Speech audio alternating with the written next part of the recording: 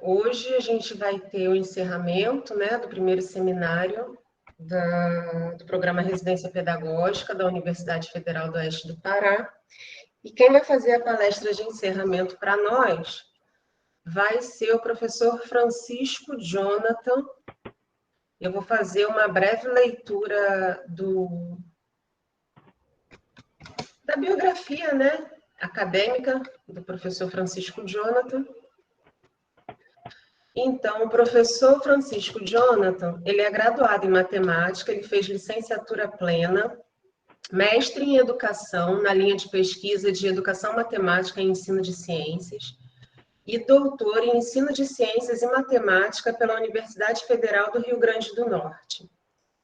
O professor Francisco Jonathan é docente efetivo do Instituto Federal do Rio Grande do Norte, campus São Paulo do Potengi, e tem experiência na área de matemática e educação matemática, com ênfase em metodologia de ensino, lógica matemática, cálculo integral e diferencial, estatística, matemática financeira, história da matemática, história da educação matemática e práticas pedagógicas para o ensino de matemática. Ele atua principalmente nos temas que envolvem a formação inicial e continuada de docentes que lecionam matemática, bem como em temas que auxiliem na integração entre as disciplinas propedêuticas e técnicas do ensino médio integrado. Então, muito obrigada, DJ, por ter aceito o convite de última hora. E a fala é sua, o microfone é todo seu. Uma boa manhã para nós, de bastante discussão, várias discussões. Bom dia a todos e a todas. Nossa, eu fico muito agradecido, né, de fazer parte aí desse encerramento. É uma responsabilidade, né, muitíssimo, de estar falando para professores ou professores em formação, né? Mas é uma tarefa simples e, ao mesmo tempo, um pouco estranha. Tentar esboçar conhecimento de pessoas que já detêm de uma seara, né, vasta, que é a nossa idade, né, permite. Bom, como eu já fui apresentado pela Angélica, eu fico muito agradecido e agradeço à Universidade Federal do Oeste do Pará, né, pelo convite e, claro, ao primeiro seminário, né, do programa Residência Pedagógica dessa universidade. Bom, o título, né, da minha palestra ou da minha provocação é a formação inicial de professores, os saberes integrativos. Então, me chamo Francisco Jonathan da Silva Gonçalves. Deixa eu te interromper só um pouquinho. É que teu áudio está um pouquinho baixo. Você consegue aumentar um pouquinho? Claro, só um minuto. Tá dando para ouvir, mas está um pouco baixo. Certo, só um minuto.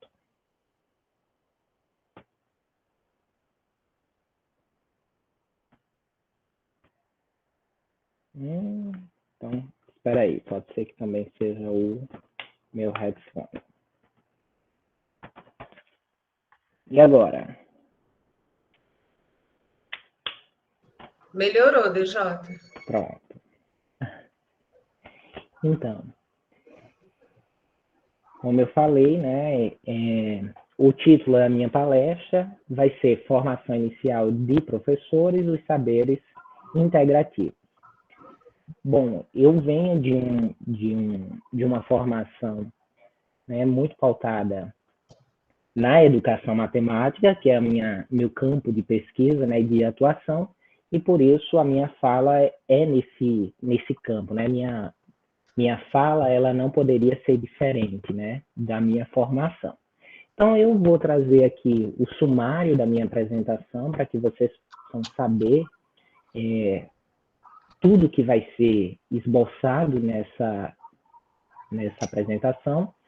E eu vou iniciar com os conceitos da sala de aula. Né? Nesse primeiro momento, eu vou provocar vocês, né, no sentido de ver e perceber que conceitos são esses.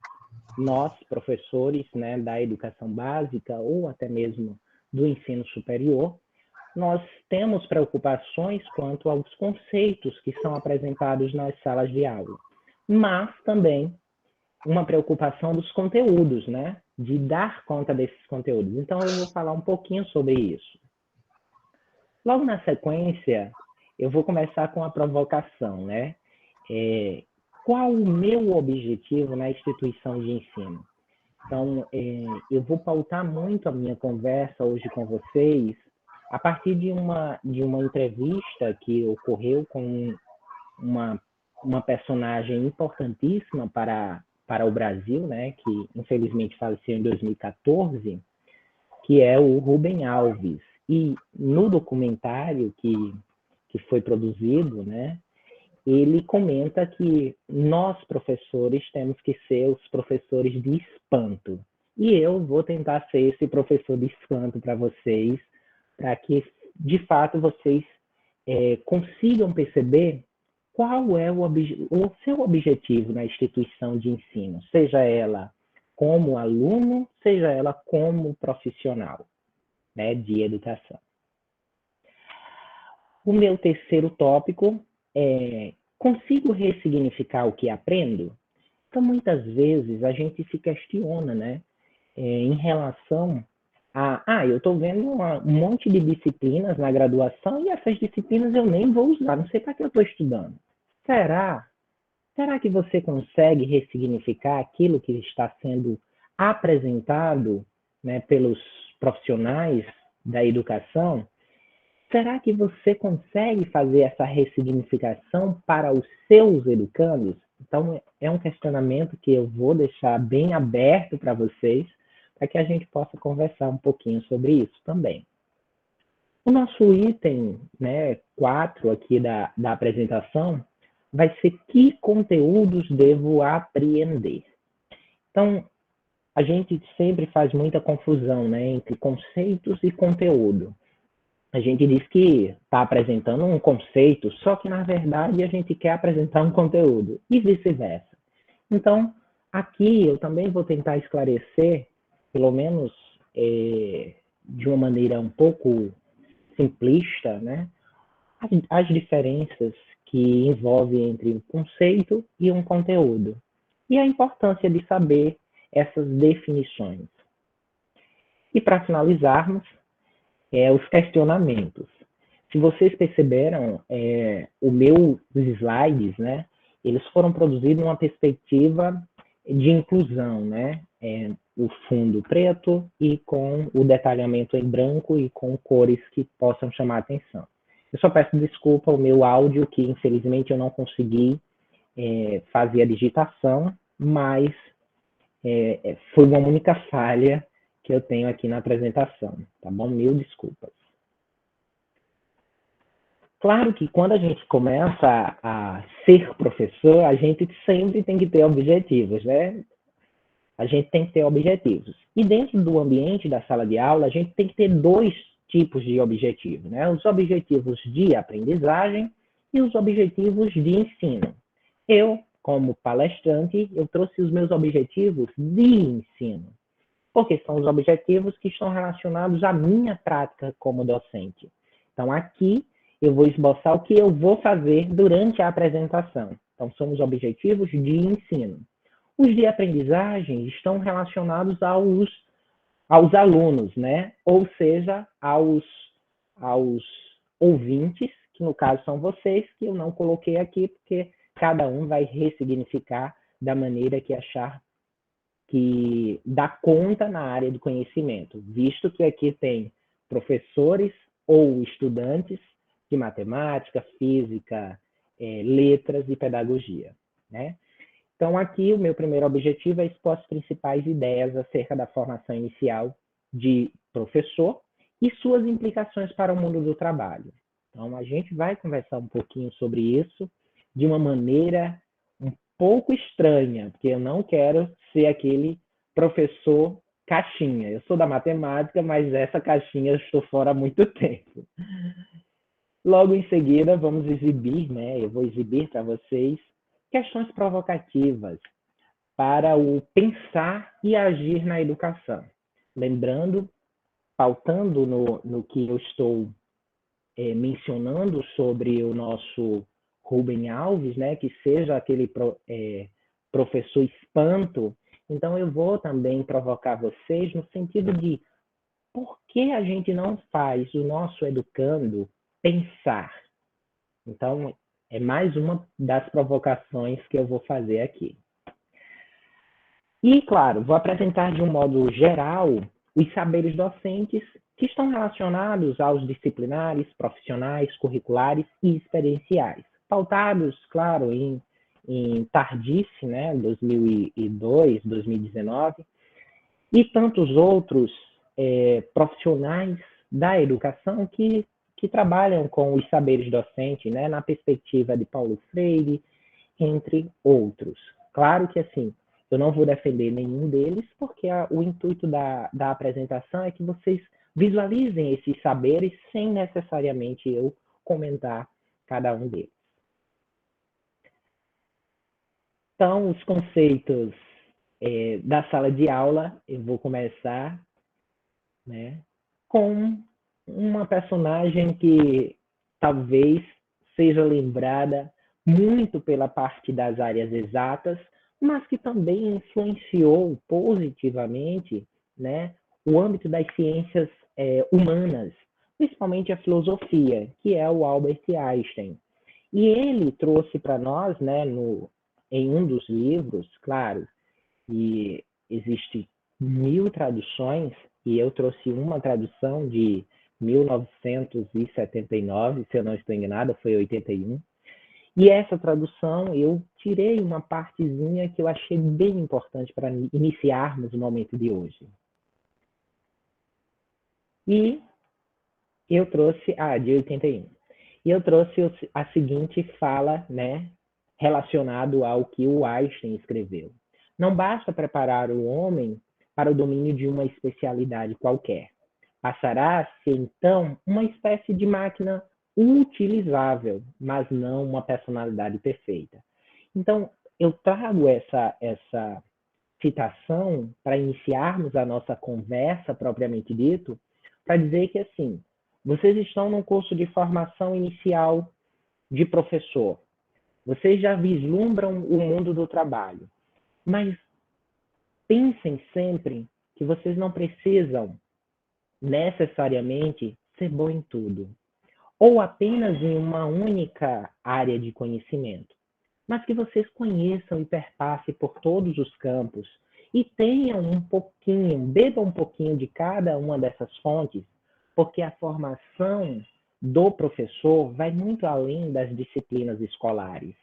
Vai no ato de fazer realmente a prática docente, o ato das relações que a gente tem na academia e muitas outras. E não sejam máquinas utilizáveis, mas sim tenham personagem, ou seja, assumam um papel de um profissional que, de fato, seja propositivo para a sociedade, principalmente sendo crítico para construir um país melhor, como a gente sempre fala. Dentro desses conceitos, né, da sala de aula, eu sempre falo assim, vamos mobilizar os saberes da sala de aula. Poxa, como é que eu mobilizo saberes, né? Eu, né, dentro do âmbito da matemática, eu penso que os saberes que devem ser incorporados, né, e apropriados dentro desse ambiente escolar são saberes que possam contribuir para um processo de leitura, compreensão, explicação da vida, da natureza, da cultura. Eu estou dizendo que dentro das nossas áreas de conhecimento, quando a gente propõe os conteúdos que estão vinculados às nossas ementas, obrigatoriamente eu tenho que pensar que o meu educando ele tem que ter essa habilidade de leitura e compreensão de mundo. Se ele não tem isso, como é que ele vai conseguir assimilar aqueles conceitos que estão relacionados àquele conteúdo se eles não conseguem nem ler o que está sendo proposto? Então, professor, mas eu sou da matemática, como é que eu vou fazer isso? Bom, independente de qual área você é, sendo elas exatas ou humanas, você tem que provocar esse aluno. Você tem que mobilizar esses saberes que todos nós temos, ou que todos nós entendemos ou compreendemos um pouquinho. Então, você precisa aguçar essa curiosidade, porque quando tudo isso estiver junto, aí sim você vai ter uma pessoa que pensa dentro do ambiente escolar. E, claro, isso daí vai formar um cidadão. Um cidadão que, de fato, ele vai ser uma pessoa que participa efetivamente das ações dentro do seu ambiente, né, social, cultural e, claro, político. Eu espero estar sendo muito claro. Às vezes eu vou falando e assim vai vindo tantas outras características e acaba passando do que eu quero propor propriamente dito. Então, dentro da mobilização, né, desses saberes, quando a gente pensa nas disciplinas escolares, a gente pensa também que essas disciplinas elas devem oportunizar o nosso envolvimento com esses saberes e fazeres. Por que você colocou saberes técnicos, professor? Econômicos? Ora, muitas vezes você é muito bom na escola, mas fora dela você não é tão bom. Você às vezes é péssimo dentro da escola, mas muito bom fora dela. Por que a gente não consegue conciliar essas informações e esses conhecimentos para que de fato a gente consiga mobilizar essas ações e elas sejam de fato interligadas e consigam de fato chegar a um patamar desejado. E qual é esse patamar? Termos críticos e propositivos. Muito importante isso. Ser crítico pela crítica em si não vale a pena. A gente tem que ser crítico e também pensar em como resolver o problema. Que é isso que falta dentro das nossas salas de aula. Como fazer o aluno pensar. Então, coloquem isso na cabecinha de vocês. Hoje, a palavra carro-chefe daqui vai ser pensar. Como pensar? É isso que a gente tem que colocar nas nossas cabecinhas. E aí eu faço já o primeiro dos vários questionamentos que vão emergir. Claro, eu já fiz outros, mas na proposta do primeiro momento de slide, propriamente dito, que formação nós, estudantes ou professores, queremos da nossa escola? Que formação é essa? Eu estou dentro do ambiente, o que é que eu quero? Porque assim, quando a gente entra num ambiente e a gente não sabe aonde quer chegar, dificilmente a gente vai a algum lugar. Então, por isso que é importante termos objetivos. E um deles é, qual é essa formação que eu quero? Eu quero que tipo de formação? Uma formação tradicional? Uma formação que saia um pouquinho dessa caixinha e possa desenvolver outros tipos de aprendizagens, que não seja apenas as disciplinares? Enfim, isso é uma pergunta que eu vou deixar para vocês em aberto e vocês vão pensando aí, formulando talvez uma resposta que não seja propriamente dito pronta e acabada, mas que esteja em constante modificação, né, para o melhoramento pessoal, profissional e acadêmico. Bom, a mobilização desses saberes, né, é uma função do processo educativo, que é contemplar os propósitos que estão na ementa. Eu estou afirmando isso para vocês, né? E é claro, quando eu faço essa afirmação, Aí vem logo uma coisa. Ora, como conduzir aos estudos epistemológicos e promover a assimilação conceitual dos conteúdos vinculados a tais ementas? Nossa, como é que eu consigo esmiuçar epistemologicamente todos aqueles conceitos que geram aquele conteúdo? Será que eu vou dar conta de tudo mesmo? Eu preciso entregar todas os conteúdos que estão na ementa. Mas será que é válido para o processo educativo, de fato? Mais um questionamento. Somos capazes de elaborar problemas e depois resolvê-los? Estou dizendo isso em toda a área do conhecimento. Eu trouxe esse questionamento por uma experiência da Universidade de São Paulo, né, a USP, um campus do interior, que utiliza unidades básicas de problematização na medicina. E eles precisam resolver problemas o tempo todo. Eles vão a campo e, a partir do campo, eles mobilizam ações para resolver na sala de aula. Será que nós, como licenciandos ou licenciados, a gente tem essa preocupação em problematizar e depois resolver? Ou simplesmente a gente quer que os alunos repitam aquilo que a gente apresentou? Porque quando a gente apresenta algo, a gente não está fazendo aquele processo que o Jean Piaget nos provoca, né? Que é o aspecto da assimilação e acomodação do conhecimento. Então, será que dentro dos problemas, né, será que a gente propõe esses problemas em sala de aula? Será que a gente provoca esses alunos? Enfim, mais um questionamento. Eu vou deixar vocês loucos hoje de tantos questionamentos. Essa é a ideia, né? A ideia de uma formação, né, para a residência pedagógica é se questionar, né? A gente vai se questionando e, a partir desses questionamentos, a gente vai organizando o nosso pensamento. E, consequentemente, a gente vai assimilando esses processos, né? E, consequentemente, nós vamos tendo aprendizagens. E o processo educativo, né, para o ensino dessas áreas de conhecimento deve oportunizar aos educandos momentos desafiadores. Lembrem-se disso. Vocês só vão ser bons profissionais quando vocês desafiarem os seus alunos. Eu me senti muitas vezes desafiado em uma ou outra disciplina.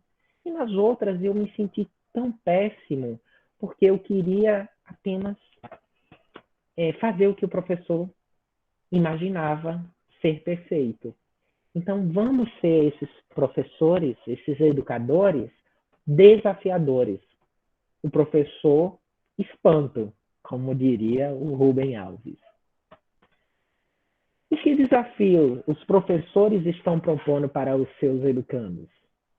Eu proponho vários desafios. Eu não vou dizer agora, porque vai ter um momento que eu vou explicar para vocês esses desafios.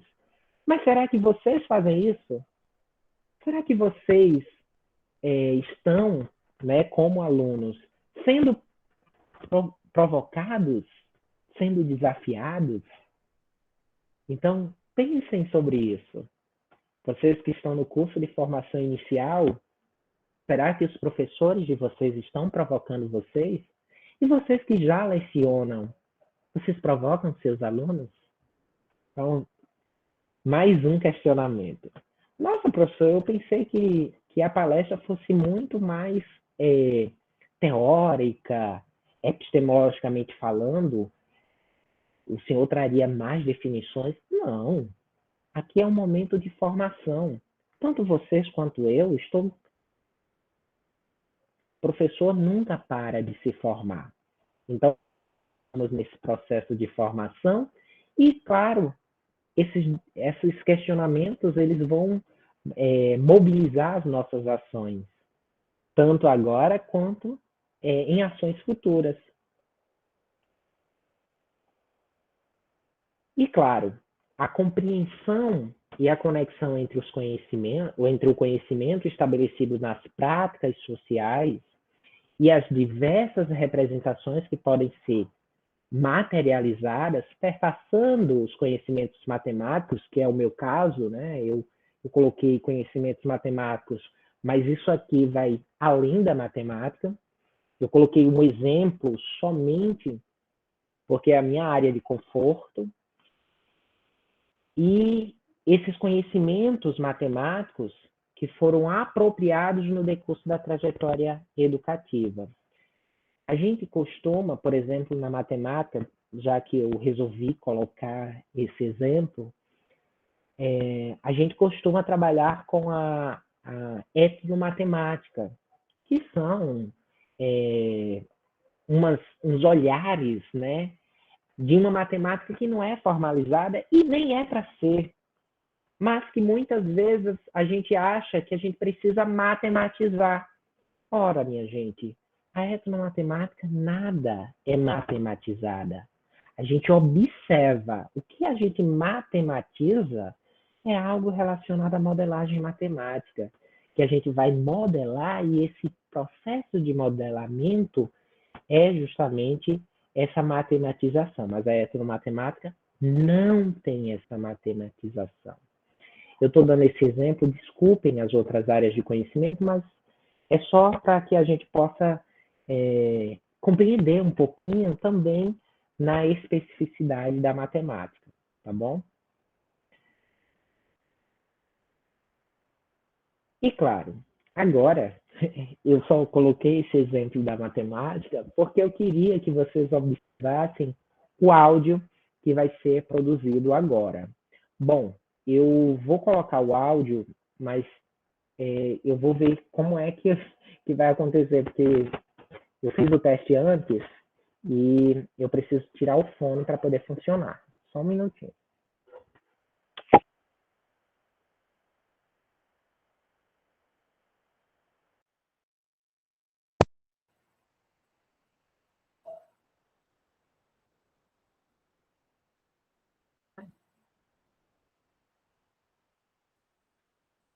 Quanto é melancia, meu brother? 7 reais, brother. Faz as duas por 14? Não tem jeito não, brother, porque uma é 7 conto. Mas as duas não dá pra fazer por 14, não? Não, porque uma só é 7 conto, não dá pra fazer 14, não. Dá pra fazer quanto? A única que eu posso fazer aí, eu faço uma por 7 conto. E as duas? As duas? Não, uma é 7. Então faz as duas por 14. Não dá não, pô. E a laranja, tá quanto? A laranja tá 20 reais a caixa. Faz a caixa por 22? Não dá não. Por quê? Não dá não, senão sai perdendo aí, não dá não. Bora, moço, faz aí, moço. Não, tem 20. E a melancia com a laranja você faz logo 34? Não dá não. Sabe o quê? A melancia é 20. Não, só a laranja é 20. E como? Por que não pode fazer? Não, a melancia aqui é 7 contos, não dá pra fazer não. Pô, então tá, muito obrigado. Deu para escutar tranquilamente? Desculpem, é porque eu não... Deu para escutar o áudio? Sim, professor. Ok. Vou colocar o outro. Daqui a pouco a gente discute. Tarde, seu jacaré. Tudo bom? Quanto é o churrasquinho? 3 reais. Dá pra fazer 2 por 6? Não. Pô, por quê? Por que não? Por que não? Porque uma é 3. Ué, não dá pra fazer 2 por 6, não? Não. Ah, não acredito, cara. Pode. Pô, 3 por 9, então. Não, piorou. Pô, que isso? Esse cara, 3 por 10. Não, piorou ainda. Não. Vai fora, não pode. Ah, não vai fazer? Não. Ah, desista, então.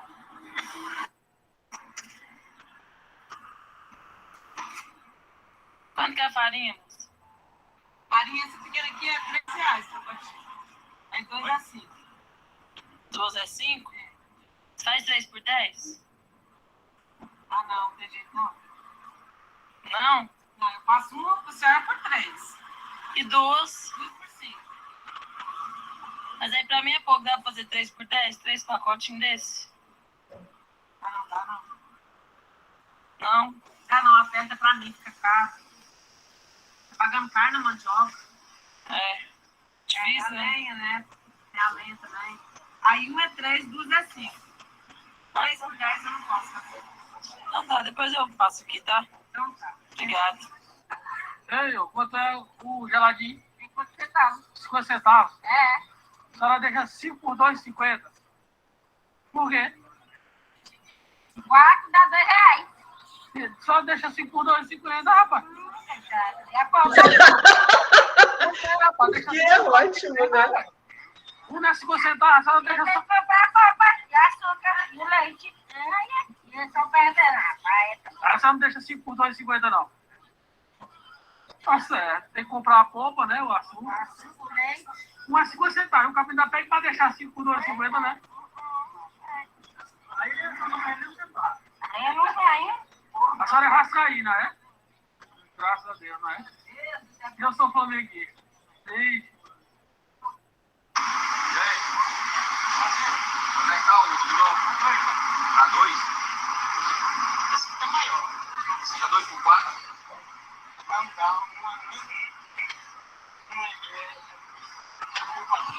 Pois é, mas deixa 2 por 4. 3 por 6, tá não? Não. Ah, rapaz, quanto é que é um? É R$2 essa coisa. Você já deixou 2 por 4 aí, pô? Não.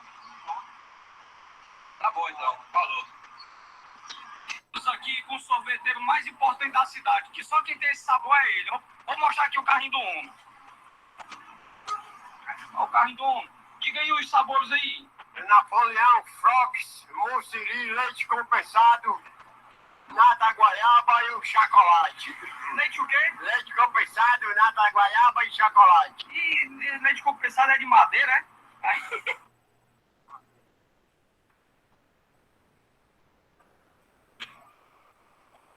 Tá vendendo galinha, é? É. E quanto é a galinha? É 25. E a senhora deixa 3 por 75? Rapaz, também é demais. A galinha é de mãe. É 25 a galinha. Deixa 3 por 75, eu Não, compro as 3. não dá não. É 25 a galinha. E a galinha é de mãe. Ela não deixa não. Ela disse que era pra vender a 25 a galinha. Mas eu dou 75 nas 3, mulher, deixa. Não. Vou ver se eu vou ver ali se eu vendo mais na frente. Ô, mulher, besta, eu tô dando 75 reais nas 3 galinhas, ela não quer. Não, me compra 25 cada uma. Não, se eu deixar 3 por 75, eu compro. Não. Vou ali mais na frente. Ou então pode ir, eu não quero não.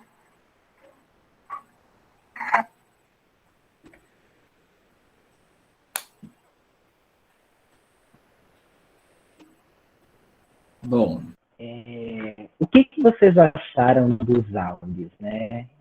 Foram 2 áudios, claro. Cada um deles, eles são compostos por outros áudios, né? Eu trouxe esses áudios, claro, para a gente animar um pouquinho. Umas coisas engraçadas. É porque as pessoas não têm conhecimento. Não. Muito pelo contrário. O que acontece é que a fala do comprador induzia a uma coisa que realmente faz todo sentido para o não aceitamento, que é justamente ele falar a frasezinha dá para fazer. E se dá para fazer, automaticamente gerou para os vendedores algo que era desconto. Mesmo que eles soubessem fazer as contas, né, eles não conseguiam raciocinar rapidamente e dizer que dava certo vender pelo valor que estava sendo proposto. Aliás, os valores eram valores sem desconto. Mas vejam, a fala, ela produziu um significado. E esse significado fez com que eles respondessem negativamente a todos os questionamentos. A gente até, eu fico um pouco emocionado porque a gente às vezes faz um julgamento do vendedor como se ele não tivesse um saber. E os saberes que eles possuem, né, são saberes que talvez eu, como professor de matemática, eu não sei fazer conta rápida. E muitas vezes eu sou posto para fazer isso, né? Uma conta rápida. E nesse caso, não era sobre conta, mas sim sobre a o modo como foi apresentado, o questionamento, né? Dá para fazer? Ora, eu como vendedor, a primeira coisa que eu responderia, não. Não, independente do valor que foi vinculado a essa informação. Então, muito importante vocês terem essa percepção e o cuidado na hora de pronunciar determinadas palavras, né, dentro do ambiente escolar ou até mesmo fora. Porque essa pronúncia vai fazer com que os significados possam vir diferentes daqueles que você imaginou inicialmente. Então, é um jogo de palavras que conduzem a interpretações distintas. Então, eu trouxe os áudios para a gente refletir um pouquinho, pensar um pouco sobre como a gente lidar com as situações cotidianas que vêm para os nossos ambientes escolares e como é que a gente trata isso? Será que a gente faz o desdenho ou a gente promove a aprendizagem a partir disso?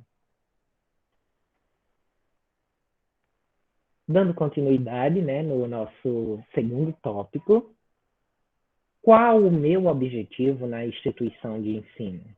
Ou qual é o meu objetivo?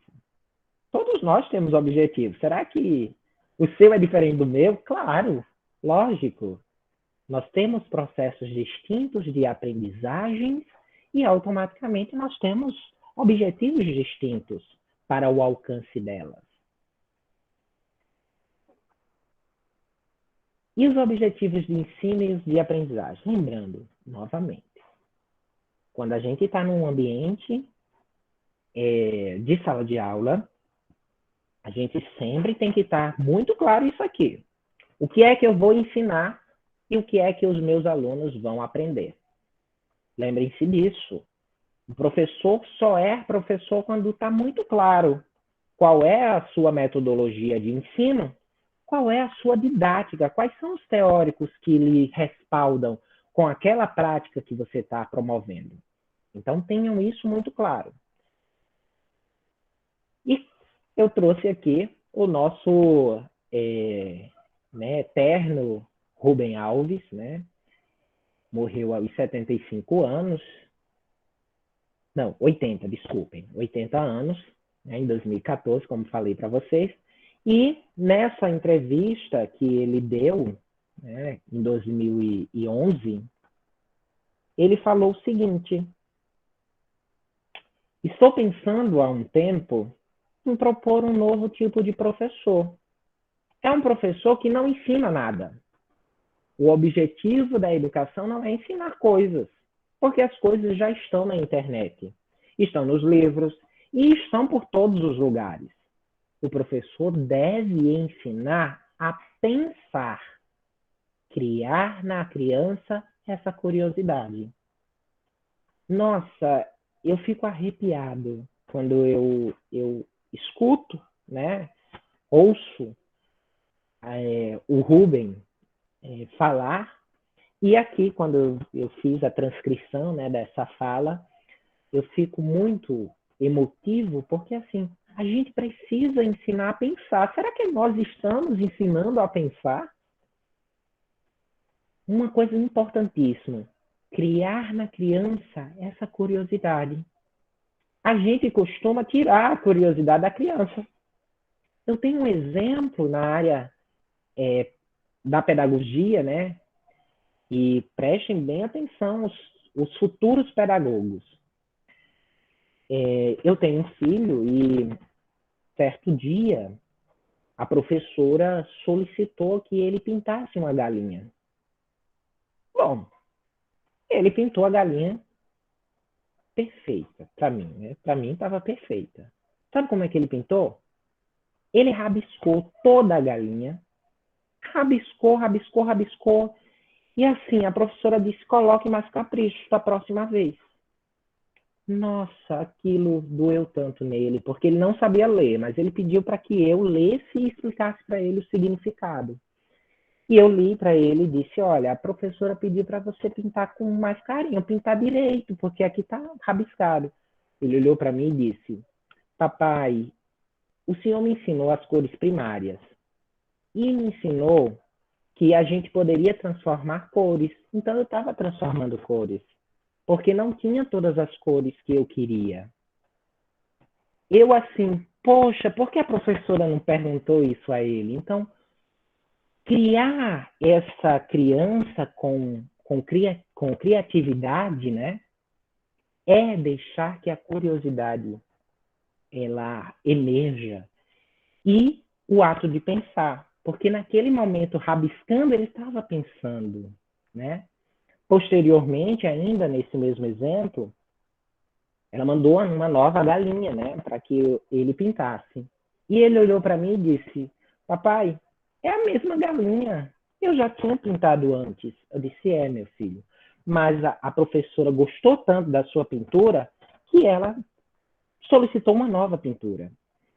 E ele disse: papai, existe galinha roxa? Eu disse: claro, lógico, existe galinha roxa. Ele disse: papai, então eu vou pintar de roxo, porque é uma cor que eu acho bonita. E ele pintou com muito carinho. Ele pintou como se fosse uma outra pessoa. E, de fato, a professora disse que tinha sido eu que tinha pintado. Então, eu estou trazendo esse exemplo que é justamente para provocar vocês, para que o professor, ele não é para ensinar nada. Ele é para ser um professor do espanto. Ele deve provocar o aluno, ele deve questionar o tempo todo. Na matemática, a gente usa a investigação matemática. Eu vou comentar daqui a pouco. E a investigação matemática é justamente essa, propor, através do questionamento, saídas àquele desafio, àquela situação problematizada. Então, é importante que vocês coloquem isso para frente. O professor deve ensinar a pensar. E, claro, a escola deve ser capaz de orientar os educandos para a tomada de uma atitude mais autônoma em relação à sua aprendizagem. Então, eu aprendo, mas eu aprendo como? De que forma? Ora, cada um tem um percurso diferente, né? Ninguém vai aprender do mesmo modo. Então, por isso que o professor tem que ressignificar sua prática. Em uma turma vai dar super certo trabalhar com seminário. Na outra não vai dar certo. Vai ter que ser trabalhado de uma outra forma. Num outro momento, a escrita é muito, muito proveitosa. Já na outra sala, a oratória é bem mais apurada. Então, o professor também tem que ter esse jogo de cintura para que, de fato, consigam chegar nesse aluno como se é, de fato, para chegar. Eu trouxe essa imagem porque ela me causa um pouco de calafrios, mas, ao mesmo tempo, se isso não for uma atividade avaliativa, é muito, muito bom. Porque se for uma atividade avaliativa, poxa, o professor quer resumir 2 meses ou 3, 4 meses em uma única avaliação, poxa, é muito chato. Mas, se for uma situação problema, aí eu fico muito feliz com a imagem. Então, a interpretação que eu dou à imagem, se for uma situação problema, é que ele está, né, a atividade está chegando no seu objetivo, que é provocar o aluno a pensar. Ele está pensando. Agora, se for uma avaliação pronta, acabada para aquele momento, infelizmente, essa imagem não condiz com o propósito do ensino. Eu trouxe um videozinho. Ai, meu Deus.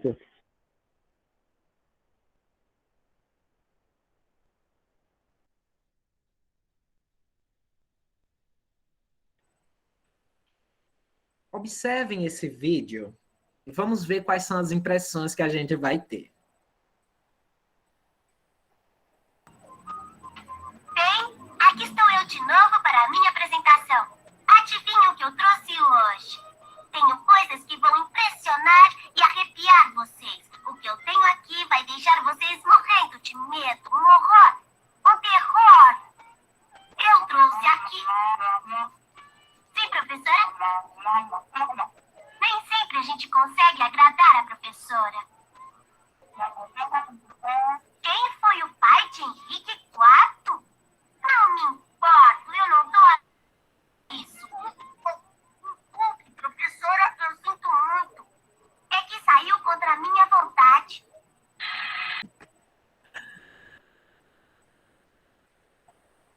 Bom, esse... Deixa eu ver se já... Então, veja, né? Esse curtazinho, né? Ele fala muito sobre nós, né? Professores e alunos também, né? Principalmente de entender o papel da escola, né? Nós, às vezes, não entendemos. Qual o significado de estudar? É obrigatoriedade? O que vou ser quando crescer? A gente já fez esse questionamento, né? A gente pergunta para os nossos educandos, né? O que vocês vão ser quando crescer? Bom, eu já sou crescido. Às vezes eu nem cresci tanto, mas enfim, a gente tem esse questionamento. Depende do que devo assimilar no decurso da formação inicial de professores. Opa, depende do que eu devo assimilar. Então, significa que esse estudar está relacionado com a minha formação? Então, vamos pensar sobre isso.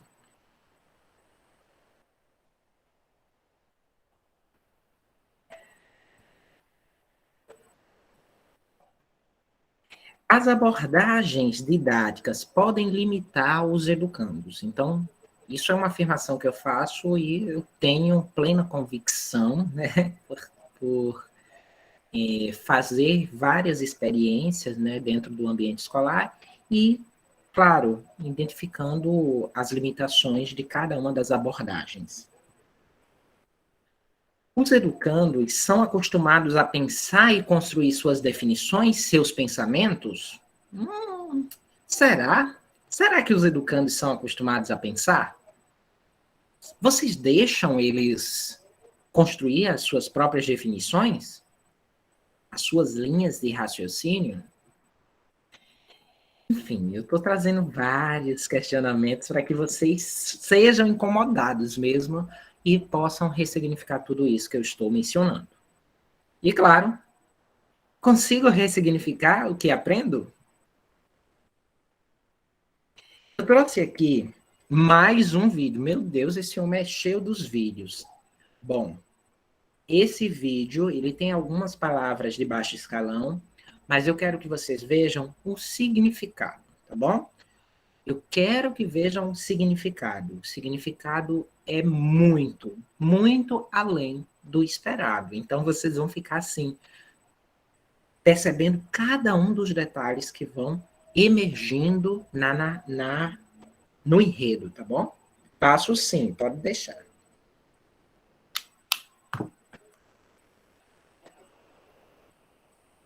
Pronto.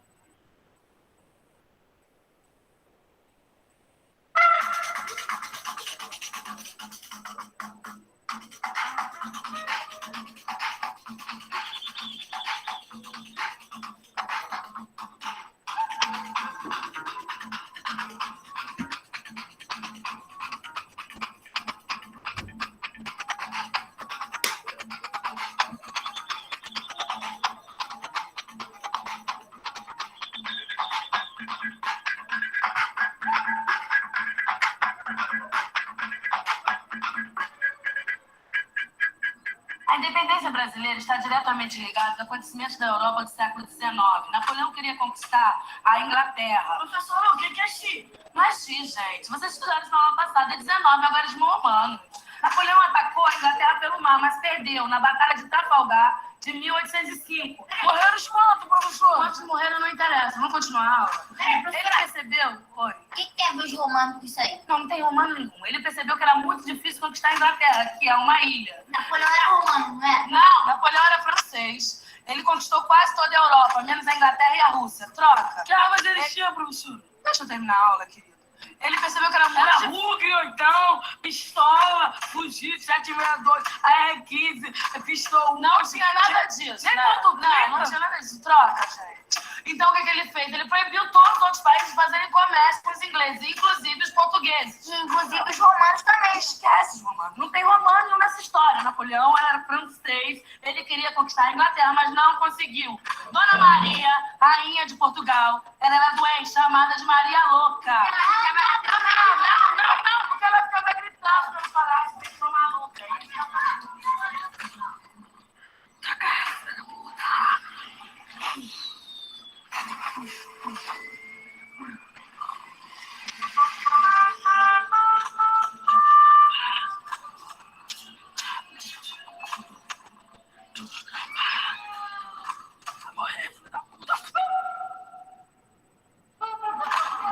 Esse é Dom João, filho dela. Pra salvar a coroa.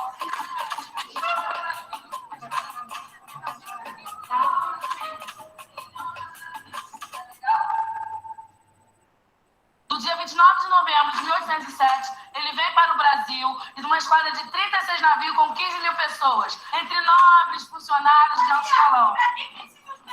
Para salvar a coroa, para vir cair de Lisboa para o Brasil. Só por uma coroa? Gente, posso dar aula? Eu posso dar aula. Dá licença.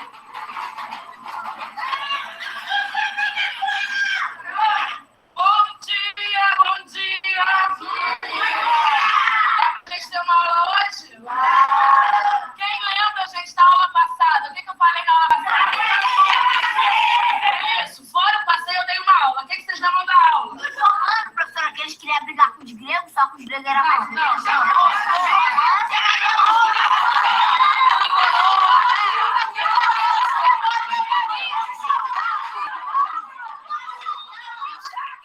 Chega! Gente, não vai ter mais passeio nenhum. Vocês não sabem nada. Pra que vão no passeio? Eu devolvo o dinheiro. Professora, oi. Se eu conseguir falar o que a senhora falou sobre a aula passada, a gente pode ir no passeio ver a coroa? Pode, mas eu quero ver isso. Ah, então tá. Pode falar.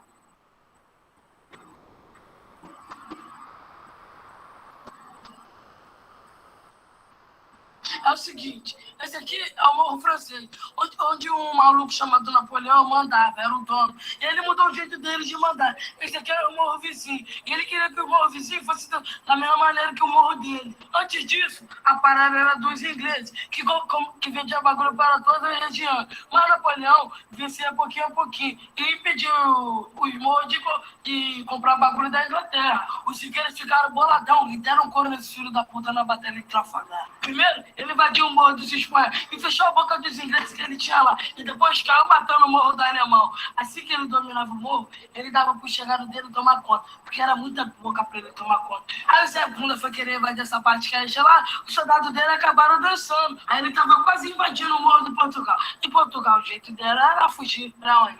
Pra aqui, professora, pro Morro da América, que também era dele. Mas pra quê?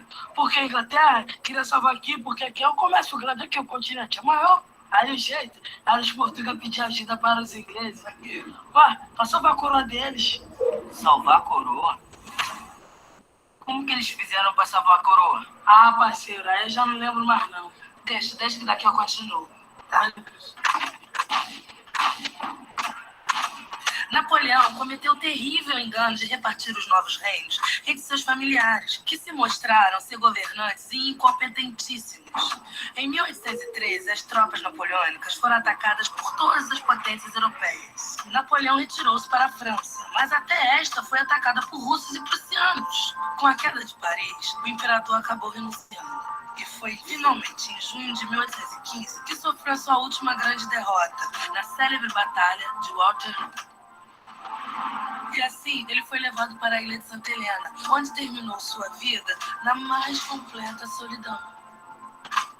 Até 1807, a Inglaterra era líder do tráfico de escravos em todo o planeta.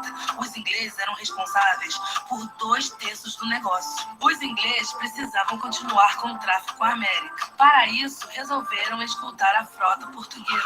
Mandaram, então, 4 fragatas fortemente armadas. A Marlborough, a London, a Bedford e a Monarch, acompanhando a coroa até o Brasil.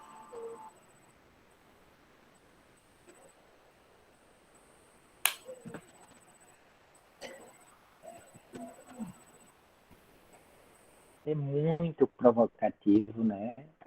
Eu vi aqui no chat algumas dizendo, explica melhor do que a professora.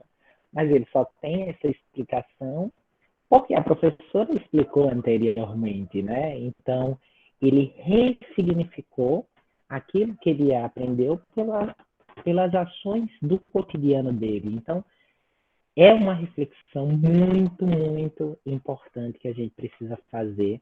Eu trouxe esse vídeo realmente para que vocês possam pensar que o ambiente da sala de aula, às vezes o aluno não está nem prestando a atenção, né, entre aspas, mas ele está tentando fazer uma ligação ou uma interligação, né, com aquilo que ele vem passando no seu cotidiano. Bom, já no finalzinho já aqui da minha apresentação, né? Que conteúdos devo apreender? Aí eu trago o Maurício Tardif, né? Como um dos responsáveis por definir, explicar, esmiuçar os saberes docentes. Claro, a ideia de Tardif é que esses saberes eles se compõem de 4 partes, né? Que são os saberes disciplinares, os saberes curriculares, os saberes experienciais e os saberes profissionais. Claro que dentro desses saberes, o que está incorporado nesses saberes, né? São os saberes que vêm desses professores que nos ensinam, provém dos lugares que a gente frequenta, né, socialmente, vem da família, da escola, ou de qualquer outro espaço que a gente passa a conviver. Então, é bom que a gente tenha essa ideia de saberes, não como apenas os que estão na academia, mas aqueles saberes que estão fora dela, tá bom? E quando eu falo saberes integrativos, eu estou fazendo uma proposição, né, de tentar estabelecer linhas de raciocínio nas nossas salas de aula, de modo que os alunos sejam instigados a participar. E, através de projetos investigatórios, a gente pode ver, entre aspas, né, como é que essa disciplina está se desenvolvendo com o aluno, né, de modo que ele, de fato, seja propositivo nas ações que o professor está evidenciando nessa sala de aula. Contextualização? Não, minha gente, não é contextualização. Esses projetos investigativos, né, ou investigatórios vão muito além da contextualização. É colocar em prática os saberes da tradição, né, das práticas sociais, e isso vai muito além de uma contextualização que muitas das vezes é esdrúxula e que não leva e não tem nenhum sentido para aquele público ao qual vocês estão inseridos.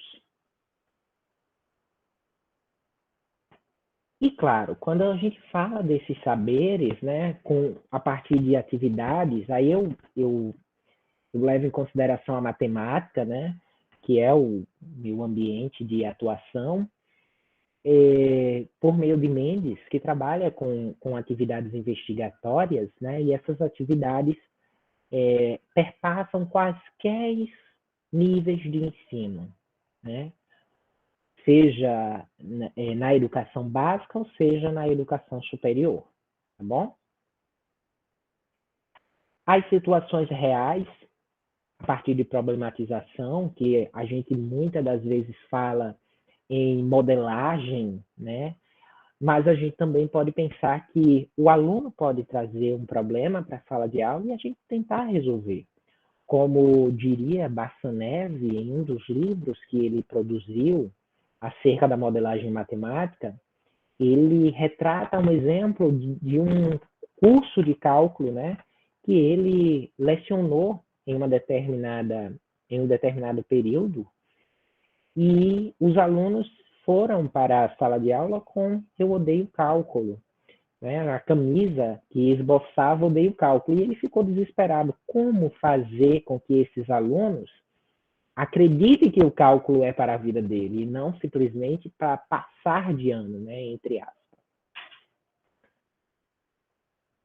E os estudantes que estão preocupados em aprender ou eles estão preocupados em passar de ano? Eu estou colocando a palavra, né, a expressão passar de ano, que é uma expressão muito utilizada pelos os jovens, né?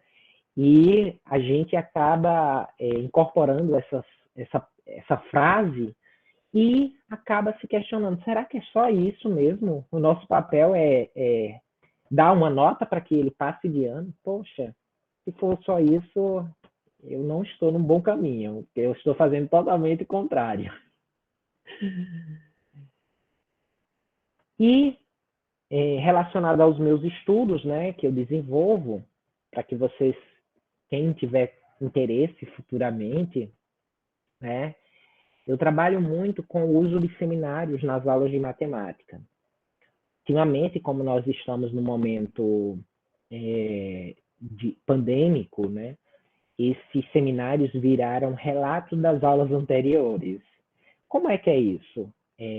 Como eu faço uma aula síncrona, eu apresento, né, para os alunos, né, uma aula, e no momento posterior eles iniciam com um resumo do que aconteceu no último momento. E nesse resumo teve muitas pesquisas, eles foram atrás de definições além do que estava proposto pelo professor, então foi muito rico. Eu simplesmente adorei. Relatos de aulas, né, que são narrativas, que eu chamo de avaliação, porque eles se autoavaliam. Eles vão descrever 4 itens básicos que posteriormente vira uma auto- e heteroavaliação na disciplina matemática. E eu geralmente trabalho com tema gerador. Eu trabalho com um tema e esse tema ele gera as minhas aulas, eles mobilizam esse ensino, principalmente no ensino médio. No ensino superior, vai depender da disciplina que eu estou lecionando. Então, isso vai variar muito. Mas, geralmente, na disciplina de graduação, eu pego cálculo, por exemplo, eu faço com que eles trabalhem sempre pensando o uso do cálculo na educação básica. Eles ficam loucos, mas dá certo no final. E, como eu falei, né, a auto- e heteroavaliação, eu sempre chamo uma pausa para o café, porque eu adoro café, e eles acabam avaliando eles próprios, a turma em si e o próprio professor. E é aí que eu modifico as minhas práticas, porque eu vejo onde estou falhando e automaticamente eu ressignifico. E, claro, trabalho com leitura e escrita em matemática a partir de atividades investigativas. Eu sempre proponho modelos de atividades que são desafiadoras. Eu não tenho esse costume de fazer exercício. A repetição, para mim, às vezes dá certo, às vezes não.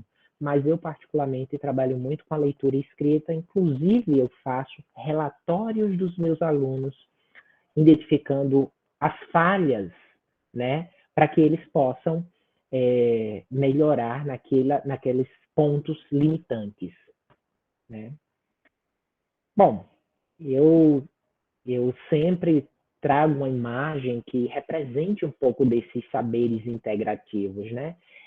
E é isso que eu proponho, né, no ambiente escolar. Eu gostaria muito que nós pensássemos num objeto e todas as áreas de conhecimento fosse lá e conversasse com esse objeto e mostrasse para os nossos educandos o que de fato tem da sua disciplina ali dentro. Então, é uma proposição para o ensino, né, ser integrativo.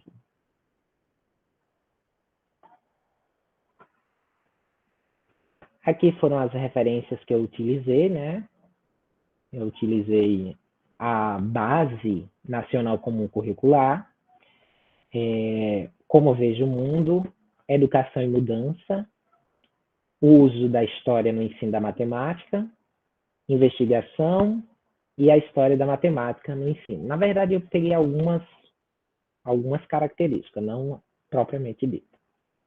E com isso, muito obrigado. Eu finalizo a minha palestra com uma citação do nosso querido Paulo Freire, né, o nosso patrono da educação, que fala o seguinte: não há transição que não implique um ponto de partida, um processo e um ponto de chegada. Todo amanhã se cria no ontem através de um hoje, de modo que o nosso futuro baseia-se no passado e se corporifica no presente. Temos de saber o que fomos e o que somos, para sabermos o que seremos. Então, eu finalizo, né, com essa citação do nosso patrono da educação e aos questionamentos. Mil desculpas pelo tempo, mas é porque quando a gente começa a falar, parece que surge mil coisas. Prontinho, essa é a minha apresentação. DJ, muito obrigada. Muito obrigada pelas suas reflexões. Não está ouvindo? Tá. Tá ouvindo agora? Não estou escutando. Não? Será que eu tirei o som aqui da... E os outros estão me ouvindo? Estou conseguindo ouvi-la, professora. Estamos ouvindo som. Eu acho que é algum problema do teu som aí, ô DJ.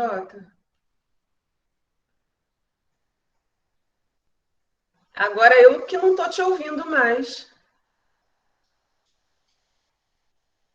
Teu som está desligado.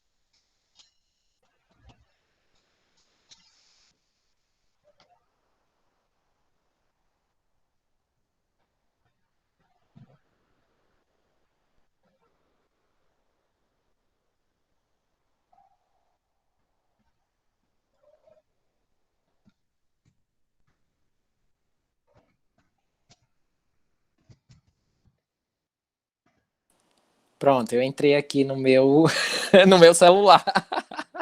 Pois é, não sei o que está acontecendo Não, para a tá, gente. Agora está mostrando que está desligado. Sim. Agora está mostrando que está desligado. Deixa Então, me ver. DJ, eu quero te agradecer pela sua fala. Eu pensei tantas coisas aqui durante...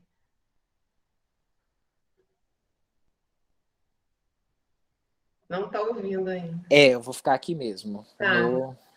Então, voltando lá, eu queria te agradecer, DJ, pela fala, que foi tão rica, né? E veio trazer tantas reflexões, né? Tantos aspectos que acontecem realmente na sala de aula, né? E que é universal, assim, né? Porque a gente, enquanto professor, a gente tenta realmente mudar as nossas práticas. Nem sempre a gente consegue, né? E nem sempre quando a gente muda dá certo também. Então, é uma coisa meio que de tentativa e erros, né? A prática docente.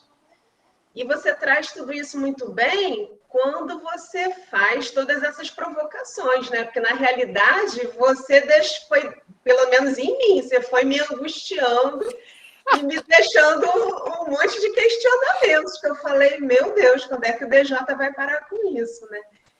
Mas eu achei ótimo, e você pode conduzir, se você quiser, o microfone está aberto para os colegas, tem o professor Joelson, que é preceptor de matemática, e todos os outros colegas, independente da área de formação, eu acho que a hora é essa de fazer aquela catarse, assim, né? Da gente começar a falar as coisas que passaram na nossa mente no decorrer da sua fala, que foi muito boa e foi de um aprendizado, assim, gritante, sabe, DJ? Ai, que Só bom. gratidão. Que bom. Eu agradeço também, assim, esse momento e estou aberto aí aos questionamentos. Já tem tiveram algumas coisas aqui no chat. Se alguém que se manifestou no chat quiser, pode se manifestar também pelo microfone, tá? É só abrir o microfone e pode ficar à vontade, professor Joelson. Bom dia, colegas. Estão me ouvindo bem? Estão me ouvindo bem, professor DJ? Sim, sim, super bem. Sim, estou ouvindo bem. Bom, eu particularmente quero agradecer muito aí as suas palavras, digamos assim, bem inspirador, porque eu, com os meus alguns anos de prática pedagógica, eu estou sofrendo um dilema esse ano, porque eu já abandonei aquele professor velho de matemática, o carniceiro, né? Aquele que, hoje, quando eu corrijo as minhas provas, os estudantes dizem, meu professor, por que o senhor... Eles ficam chateados porque eu dei ponto, atribuí ponto, porque disse, não, mas você cometeu um equívoco e eu fui acompanhando, depois disso você foi acertando, então, para mim, está de bom tamanho essa linha de raciocínio. E aí eu assumi um compromisso, porque eu acredito que é mais difícil ministrar aula para as crianças. Eu acho que o desafio é o inverso, né? Do meu ponto de vista, é mais difícil ministrar aula para as crianças e os professores das crianças deveriam ser mais valorizados. E os que deveriam se preparar mais ainda. E esse ano eu vou falar em particular de uma escola particular, né, que eu estou trabalhando esse ano. E eu estou enfrentando muita dificuldade nesse sentido, porque eu já abandonei todas essas práticas antigas e lá eu me sinto numa escola do século XX. Tem sido muito doloroso. Eu não sei, a vontade de não continuar mais, né? Mas não acredito mais nisso, eu não acredito mais em nota, que é a nota que vai promover a aprendizagem,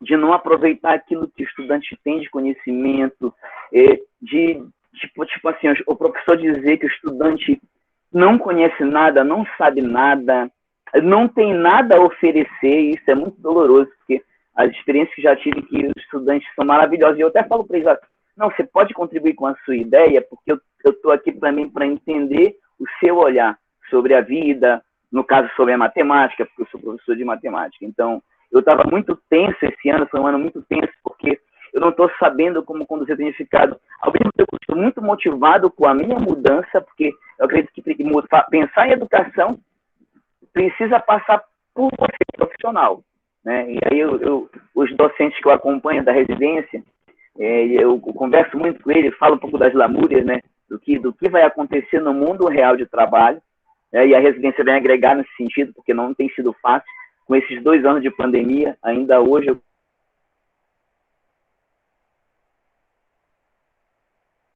estudante não está fazendo nenhuma atividade, né? A gente tem se esforçado para produzir material, mas não tem aqui no Pará, mais difícil, em particular em Santarém, a aula remota nas escolas públicas não foi possível por a questão de limitações mesmo financeiras, né? Porque o Estado não fornece condição para o estudante E aí, um ou outro que tem condições, por exemplo, de assistir uma conversa nessa que a gente está fazendo aqui pelo Meet. Mas eu quero te agradecer, eu estava ficando muito preocupado, meu Deus, eu sei lá, me sentia um peixe fora d'água, um patinho feio, né? Esse que eu estava assistindo. Aí você falou assim, não, eu preciso sentar. Aí eu me lembrei de uma outra palestra que nós assistimos também no programa de residência, que é insubordinação, né? Você tem que ser insubordinado, mas também tem que aprender a se insubordinar com cautela, né? Porque afinal a gente precisa também respeitar o outro profissional que ainda não chegou naquele momento de virar a página, né? De se enxergar. Acho não, tenho certeza que o primeiro ponto é você se enxergar como docente. Eu acredito que o que me modificou foi eu ter voltado para estudar. A gente sempre tem que estar estudando, né? Então, eu voltei a fazer mestrado recentemente, né? E aí, eu sentado lá estudando, nas sextas-feiras que nós íamos para o FOP, aí eu ficava pensando, poxa, mas isso eu não gostaria de fazer com o meu aluno, não. Isso não é legal, né? É verdade. E aí, foi muito reflexivo, então eu quero te agradecer. Falo demais, não queria nem falar, porque eu falo demais. Mas obrigado, e eu espero que a gente gostei dos vídeos, até pedir aí o link dos vídeos, porque eu preciso também cutucar algumas pessoas, né? Um vídeo desse, claro. Olha, só assista isso, ele vai pensar, poxa, realmente vale a pena ficar focado só com nota, a nota que promove a aprendizagem do aluno. Eu tenho colocado no sentido que avaliar, a gente perdeu o sentido do que é avaliação. Exatamente. Estamos perdidos em relação a isso. E muito obrigado, enfim, um abraço a todos. Valeu. Eu vou enviar os links todos para a professora Angélica, e quanto à apresentação, se vocês quiserem, eu até enviei para a professora Angélica e ela pode disponibilizar para vocês. Não tenho nenhum problema com isso. É bom que vocês já divulgam para outras pessoas e assim vai o compartilhamento de ideias, né? Importante. Tudo bem, DJ, eu divulgo sim a sua apresentação. A Ocineide, ela falou aqui, eu compartilho sua angústia, professor Joelson, também vivo essa realidade na rede privada. É porque, às vezes, é mais difícil você fazer uma metodologia diferente, né? Fazer uma coisa diferente na instituição privada, que os pais querem mesmo é o conteúdo, né? Eles, muitas das vezes, não aceitam que alguma coisa diferente seja feita, né, DJ? E aí a gente fica numa situação difícil. A Amy, ela diz aqui, e não é só na sala de aula, não. Até que ponto estamos formando médicos, por exemplo, para falar linguagem técnica com o paciente ribeirinho? Ela fez uma ressignificação, né, DJ, do que você falou, e levando para a questão da medicina também. É importante isso. A gente precisa compreender que não é para todo mundo que a gente vai falar com todos os detalhes, né?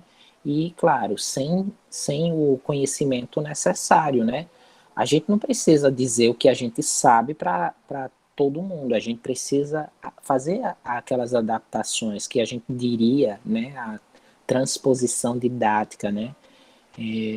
Você chegar para um ribeirinho e falar uma linguagem técnica, isso é um absurdo. Você está maltratando um ser que naquele momento está precisando, né, no caso dos atendimentos médicos, e de repente chega falando um monte de absurdo, vai pensar já que está morto, né, porque a gente faz logo a interpretação. Para quem não sabe de um termo técnico, a gente já pensa que é o fim, né? Então é importante que a gente sempre saiba o público que nós estamos lidando e a partir disso a gente fala para eles, né? Isso.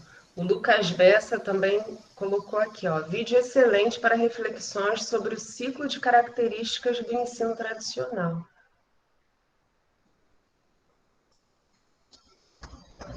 O Lucas quer falar, eu acho, que ele está com a mão. Ah, verdade, ele levantou a mão. Fica à vontade, Lucas. Tá bom, professora, obrigada. É o seguinte, quando eu vi o tema da palestra, né, que é quando eu vi a palavra integradores, eu imaginei logo que o senhor ia falar sobre, tipo, o ensino interdisciplinar. Aí eu queria saber se nos seus estudos o senhor chegou a trabalhar em relação à intencionalidade e se ela está envolvida nesses saberes integrativos. Então, quando a gente propõe essa experiência, né, de trabalhar com problemas, você sozinho não dá conta. Então, de certo modo, você já está trabalhando com outras áreas de conhecimento. E, geralmente, a gente tem reuniões, né? Isso particularmente no Instituto Federal. A gente tem reuniões com o pessoal do curso que tá lecionando, né, para aquela turma específica. E nessa hora, a gente sempre conversa. Então, olha, eu estou precisando da tua ajuda. Língua portuguesa, você pode fazer um contributo na minha situação problematizadora? O que eu posso lhe ajudar, né, em termos da sua prática em sala de aula? Então a gente vai se conversando. Eu não vou dizer que o aspecto interdisciplinar emerge obrigatoriamente, não. Ele vai emergindo até pelo nosso próprio currículo, né? Nós temos um currículo que é pensado como integrado. E essa integração a parte técnica e a propedêutica, ela está sempre andando junto. Então, na hora que eu vou produzir minhas aulas, eu sempre observo qual é o curso que eu estou inserido. E a partir disso, eu vou atrás, né, dos profissionais que estão na área, e eles também vão atrás de mim, para justamente a gente possa fazer uma problemática que envolva o maior número de disciplinas possíveis. Nesse aspecto, a gente até costuma dizer que a gente pode até usar o pensamento complexo numa parte de transdisciplinaridade, né? Na hora dessas construções. Mas eu vou ser bem sincero para você, não é fácil, não é fácil. Nós tivemos um período em que nós tivemos o envolvimento de 3 disciplinas, né? Que era matemática, aliás, 4 disciplinas: matemática, história, artes e língua portuguesa. Nós nos juntamos e nós fizemos uma proposição para que eles fizessem um seminário em matemática relacionado, né, isso antes da pandemia, né, relacionado ao uso da matemática no dia a dia. Só que eles não poderiam só pensar na matemática, eles teriam que integrar essas outras áreas de conhecimento. Então, cada grupo estudou um pouco ações dentro da arte e promoveram, por exemplo, uma apresentação que era teatral, uma apresentação que foi musical, uma apresentação que, na realidade, era um museu. Então, a gente entrava no museu. Tudo isso está gravado, eu depois posso disponibilizar. Eu só não sei se eticamente é possível, porque como foi feito com alunos, então eu não sei se eu posso disponibilizar o vídeo em si.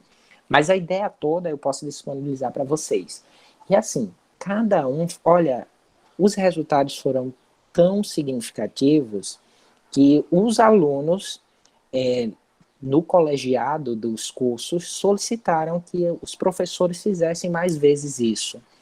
Além disso, numa outra oportunidade, juntamos a língua portuguesa, a biologia e a matemática, e nós fizemos um projeto sobre o corpo humano. E nesse projeto, a gente envolveu a nutrição e os aspectos relativos a essa formação desse profissional, né, que no caso era equipamentos biomédicos, e tudo isso por meio dessa interdisciplinaridade. Claro, como eu estou falando, a gente não está pronto para um servir o outro. Não é isso. A ideia não é essa. A ideia é que a gente faça um construto, né, juntos, e a partir disso a gente favoreça o processo de ensino e aprendizagem dos envolvidos. Então, não sei se eu lhe respondi, Lucas, mas eu não trouxe isso com todas as letras, né, na minha apresentação, porque eu queria mais provocar no sentido de que integralidade nós estamos pensando. Até porque, se nós levarmos em consideração a base comum curricular, né, que tem 1000 defeitos, a gente não vai conseguir vislumbrar essa interdisciplinaridade que eles dizem que tem lá. Então, no papel, às vezes, as coisas diz que funcionam, mas na prática é muito complicado. Mas eu também digo que é possível, porque eu tenho experiências exitosas e que eu posso compartilhar com vocês. Tá bom? Entendi, não sei se eu professor. Muito respondi. obrigado. Respondeu sim, muito obrigado.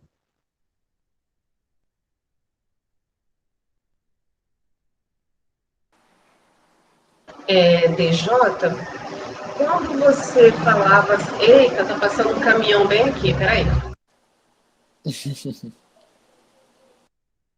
Quando você falava sobre a questão da nota, né? Eu até anotei aqui, porque temos que nos preocupar tanto com as notas. Ontem, eu estava conversando com um afilhadinho meu, que ele tem 8 anos, né? E aí a mãe dele estava falando assim para mim: Angélica, você acredita que o Danilo agora está com uma ideia de que ele não gosta mais de estudar? E ele sempre foi muito aplicado, sabe? Muito estudioso. Aí eu falei: é mesmo? Por quê? Ela falou: não sei. Inventou isso agora, que a escola não serve para nada, que ele não quer mais estudar. Nossa. Aí eu continuei conversando com a minha comadre, e daqui a pouco ele apareceu. Aí a gente estava fazendo chamada no WhatsApp, né? Aí eu falei para ele assim: vem cá, cara, como é que tá indo na escola? Aí ele falou: tá bem, tá bem. E eu notei que ele não queria conversar muito não, né? Aí eu falei: não, mas me explica se tá bem aí. Porque você é um rapaz estudioso, eu sei que você sempre gostou de estudar, que você é um aluno aplicado. Então me conta como é que tá sendo na escola. Porque ele retornou agora, que ele tá morando fora, e o semestre começa em setembro, né? Então ele teve o retorno às aulas agora em setembro. Eu falei: fala para mim como é que foi a volta às aulas. Aí ele falou: eu não sei para que precisa de escola. Eu falei: não estou te entendendo, me explica. Ele falou assim: para matemática eu tenho uma calculadora que faz todas as contas. Para a língua portuguesa, eu também não preciso, porque eu já sei falar e eu já sei escrever. Para ciências, eu já conheço o meu corpo todinho, não preciso aprender mais nada. E para a educação física, o meu pai me leva para correr, andar de bicicleta. Então, eu não sei para que serve a escola. Aí eu falei: olha, a matemática é muito mais do que usar calculadora para poder fazer contas. E você sempre gostou de matemática, você sabe disso. Quando você está montando as suas cidades aí de Lego, você está fazendo matemática também, você está usando matemática. A língua portuguesa é muito mais do que você saber ler e escrever. Outro dia ele escreveu um poema para a mãe dele que estava triste porque a avó dele faleceu, né? Tem coisa de 1 mês que a avó dele faleceu. Aí eu falei: tá, você sabe ler e você sabe escrever, mas com a língua portuguesa, além de você escrever os seus poemas, igual você escreveu para sua mãe, você consegue fazer diversas coisas. Você consegue se comunicar, você consegue entender um outro idioma. O país que você mora agora é língua portuguesa também, mas é diferente da língua portuguesa do Brasil. Aí fui colocando assim vários aspectos, né, para ele. Aí a mãe dele falou: Angélica, vamos ver se você conseguiu modificar a visão da escola desse menino. Mas ele saiu com essa ontem. Não sei para que serve a escola. Eu faço tudo rapidinho e tiro nota boa. Ele ainda falou assim, sabe? Desdenhando mesmo. É justamente isso que a gente precisa, né? Reorganizar na cabecinha das nossas crianças, né? O significado de estudar. Não é simplesmente eu tirar nota, mas sim pensar e como você mesmo comentou, né? Cada uma dessas especialidades, ela tem um além, né? Não é simplesmente o cálculo pelo cálculo, não é simplesmente a leitura pela leitura, porque decodificar, né, os códigos, isso qualquer pessoa faz, mas interpretar já é muito difícil. Então, o significado de cada uma dessas disciplinas escolares é algo surreal, né, para as nossas existências, e por isso que a gente está no ambiente escolar, né? Se nós já fôssemos sabedores, né, de tudo, qual o caráter, né, qual o caráter da escola? Não teria. Inclusive, se nós pararmos para pensar nesse momento pandêmico, nós vamos perceber que essa reestrutura de ensino remoto nos poldou de muitas das ações que a gente poderia fazer. E o processo de aprendizagem não está contento. A gente tem essa ciência. E, claro, lembrando que, como o Rubem fala, né, o autor Rubem Alves, ele menciona que a internet já tem um monte de coisa.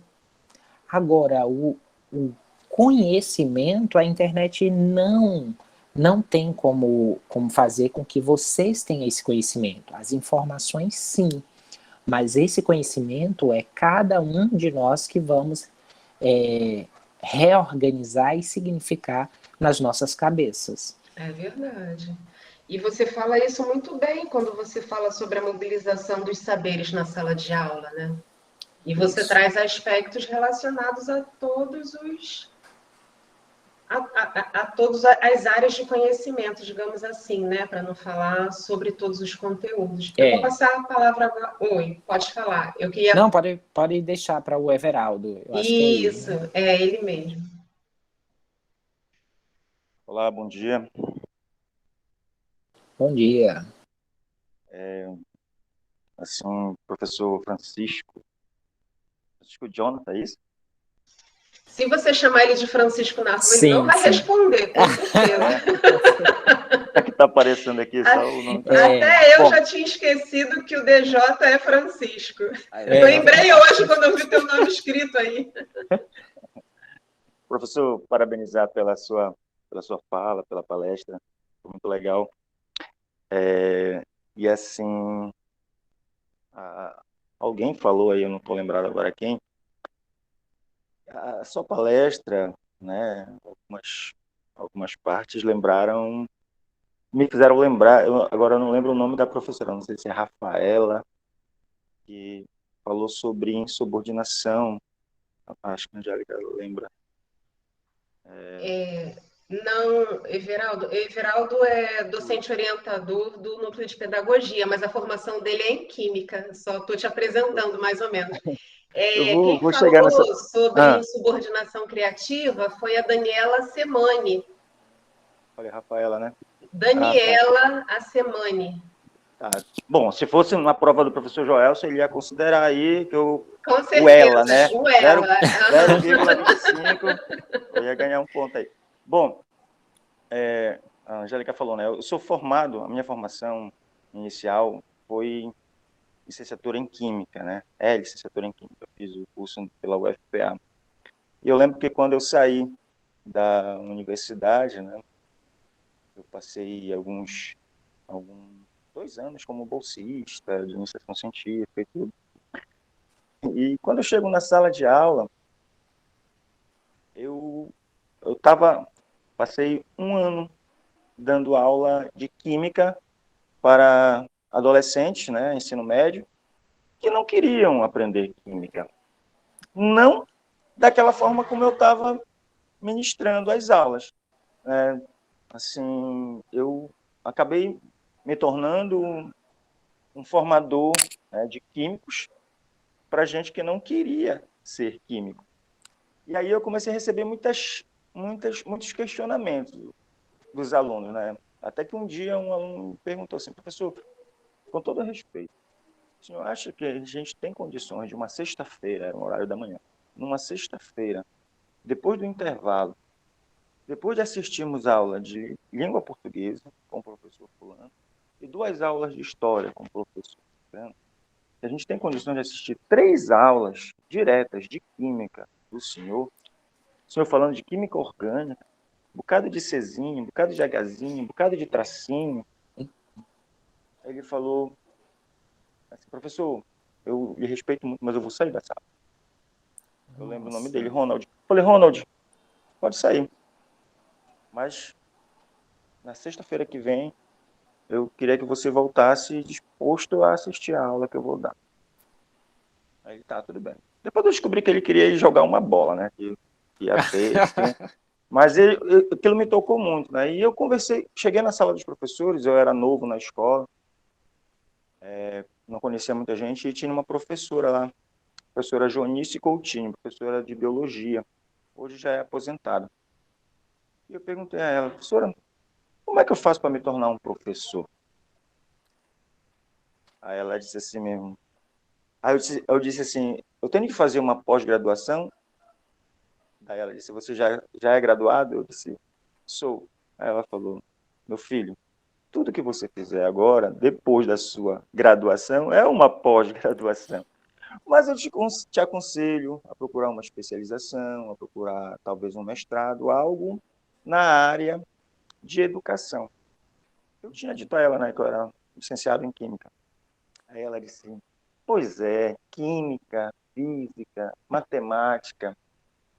Eu acho que as pessoas que escolhem essa área, a área de exatas, elas precisam entender que nem tudo é exato, como é ensinado a elas na universidade, nos cursos de graduação.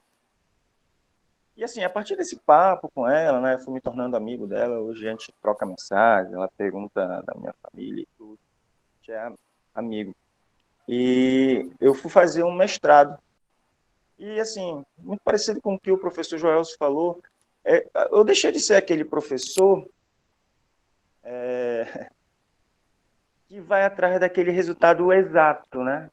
Eu procurei, naquele período que eu trabalhava na educação básica, eu procurei entender o que o aluno estava me colocando ali como resposta nas provas.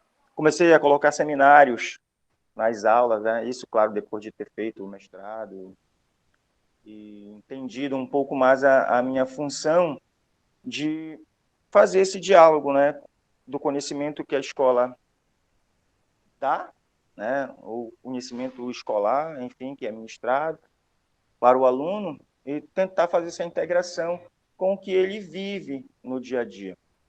Eu concordo aí com o afilhado da Angélica. De alguma forma estão dizendo para ele na escola, a escola está tão pouco atrativa, que você acaba olhando para o cenário escolar, né? Eu não lembro agora qual a música, mas tem uma frase de uma música que me toca bastante, que diz assim que a escola, a janela, né? A rua lá fora é mais interessante que a escola.